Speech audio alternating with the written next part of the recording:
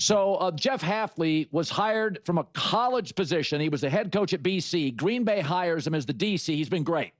He'll probably get a head job. He and the DC for the Rams have done an amazing job. And the team is falling apart. Sometimes in life it's bad luck. Green Bay offensively is missing 6 players, and now Micah Parsons is gone, and Kenny Clark was traded. So now you lose your best run stopper, arguably, and your best athlete on defense, and here's Jeff Hafley. You can't let circumstance dictate behavior. You know, it's just a week ago we're in here after we beat the Bears, and we're all walking in here all upbeat and ready to roll. And I said, shame on you if you walk in here any different today. That's not who we are, right? And that's our job as leaders and as coaches to make sure that we don't do that.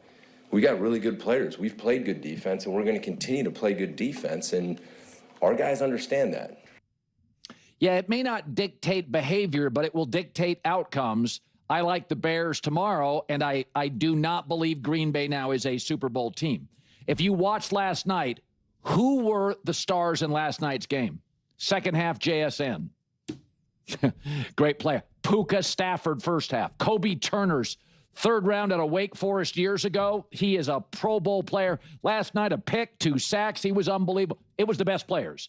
JSN, Darnold, Stafford, Puka, Kobe Turner. You need these great players. The NFL has always been about attrition, right? Last year at the end of the year, Philly's healthy, Kansas City in the Super Bowl's not. And that's the reality of it. You can't lose your best athlete defensively, your best pass rusher, your best tackle, your best volume receiver, Tucker Kraft, your deep threat, your best deep threat, Christian Watson. I mean, I'll put it up on the board here. There's too many elite players. I mean, Tucker Kraft made you less of a team. And now you take out Christian Watson, your best deep threat, Josh Jacobs. They're in trouble. I mean, they weren't running the ball very effectively sometimes this year with Josh Jacobs. So it's bad luck. I just don't think you can lose the best deep threat, the best volume receiver, the best offensive tackle. And they lost key positions. And because Kenny Clark's in the Cowboy trade, so now I lose my best run stopper and my best athlete up front. That's why they went and got Micah Parsons. They lacked an elite athlete to close games. Okay. So it just... All right. Yes, we absolutely need to address this topic because it is utterly insane, completely absurd, and profoundly frustrating. Granted, the star players performed exceptionally in the recent Seahawks-Rams matchup. However, the fundamental role of elite coaching is to elevate personnel and position them for success. Let's examine the Los Angeles Rams as an immediate example. Puka Nacua, without question, had a phenomenal performance. I am asserting definitively that his consistent separation resulted directly from schematic design. He was consistently open throughout the entire contest. Examine any highlight of his. He consistently received the football in space with room to maneuver. Then observe the distribution to other contributors. 457 total passing yards, with 225 going to Nacua, obviously. Xavier Smith, Munt, Allen, Ferguson, Parkinson, Whittington, Williams. Numerous players were involved.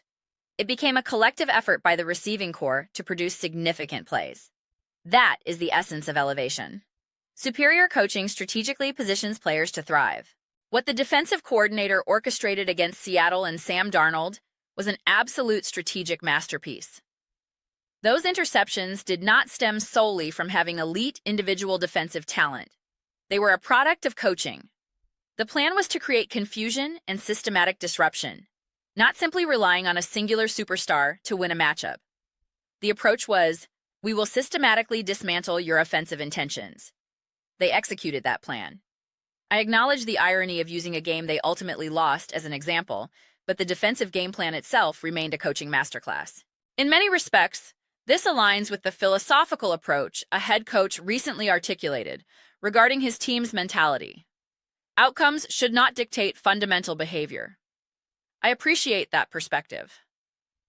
After hearing extensive, often cliched coach speak, his point resonated. If you enter a building feeling excessively excited or despondent based on a single result, that's a problem. The core process and mentality must remain consistent.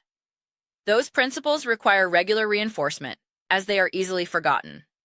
Similarly, you cannot allow the loss of a key player to dictate your entire operational behavior. That is a valid principle. Therefore, in this upcoming game, that is my primary focus. I am scrutinizing the coaching matchup. While I do this regularly, it becomes paramount when facing injuries and a perceived downturn. I am also observing whether Jordan Love can elevate his performance to its maximum potential. The recent contest between Matthew Stafford and Sean McVay was a continuous exhibition of perfect synchronization. A flawless pitcher-catcher dynamic all evening. That is the standard. I am seeking evidence of similar elevation from the Green Bay Packers, not merely reliance on star players emerging. Naturally, performance is enhanced with all stars available. I am not an advocate of the dismissive, no excuses mantra regarding injuries, as every team deals with them. I wish it were that simplistic for analysis, but it isn't. Determining a team's true depth is notoriously difficult. Everyone claims a roster is deep, but do we genuinely understand the caliber of the third wide receiver or the fourth cornerback? We often do not.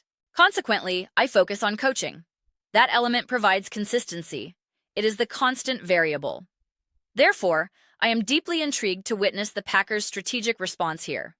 I am fascinated by their tactical approach and whether they can devise methods to disrupt Caleb Williams beyond simplistic pressure schemes. What sophisticated strategies can be employed to unsettle him? Additionally, how will they aim to stifle Chicago's determined rushing attack? Furthermore, how will Matt LaFleur simplify the operation for Jordan Love? This is a crucial consideration. After observing the synergy between McVay and Stafford, I am a strong proponent of establishing a high offensive floor. I am a supporter of Jordan Love. I desire to see Matt LaFleur, with greater regularity, engineer easier opportunities for his quarterback. These easier throws are not merely 5-yard checkdowns. When discussing layups, McVay designs schemes that create 30-yard layups for Stafford. I want to witness more of that conceptual creativity from LaFleur and Love. Execute that effectively, and you can compete with any opponent, irrespective of injuries, provided you possess a baseline level of talent. I believe the Packers possess that baseline. Would they be substantially superior at full strength? Unquestionably. I have consistently emphasized that this team's foundation should be constructed around Jordan Love and a key playmaker, drawing a parallel to a certain prolific quarterback tight end partnership. During their ascendant period, I highlighted this very point. The injury to that playmaker is undoubtedly devastating. However, I maintain there is sufficient residual talent, Jordan Love is proficient enough, and the coaching should be competent enough that this squad should not simply capitulate.